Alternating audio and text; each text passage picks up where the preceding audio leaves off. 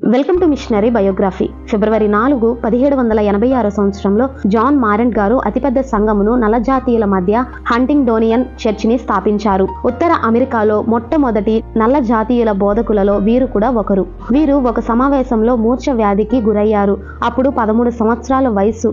మూర్ఛ వ్యాధితో చాలా బాధను అనుభవించారు. అరగంట సేపు మాట గాని కదలడం గాని లేదు. ఇంటికి తీసుకువచ్చి డాక్టర్లను పిలిచారు, కానీ అతనికి ఏ ఔషధం పనిచేయలేదు. బైబిల్ను అధ్యయనం చేయడం ప్రారంభించిన తర్వాత మెరుగైన స్థితిని పొందారు. బైబిల్ అధ్యయనం పట్ల అతని దృఢ విశ్వాసం చూసి కుటుంబానికి ఇబ్బంది కలిగింది. ఈ సమయంలో మారెంట్ గారి ప్రవర్తన చూసి ఆందోళన చెందారు. అతనికి మానసిక స్థితి సరిగా లేనట్లు వ్యవహరించారు. క్రీస్తుని గురించి అతని కుటుంబంలో విభేదాలు తర్వాత ఇంటిని విడిచి నగరం వెలుపల అడవిలోనికి వెళ్లారు. ఆహారం మరియు రక్షణ కోసం దేవునిపై ఆధారపడ్డారు. వీరు చేసిన ప్రార్థనలకు వీరికి మరణశిక్ష విధించబడితే ఆ రాజు మరణశిక్షను నిరాకరించారు. ఈ ఇన్ఫర్మేషన్ కనుక మీకు వర్త్ అనిపిస్తే లైక్ చేసి సబ్స్క్రైబ్ చేసి మరిన్ని వీడియోస్ కోసం మన ఛానల్ ని ఫాలో చేయండి. Thank you.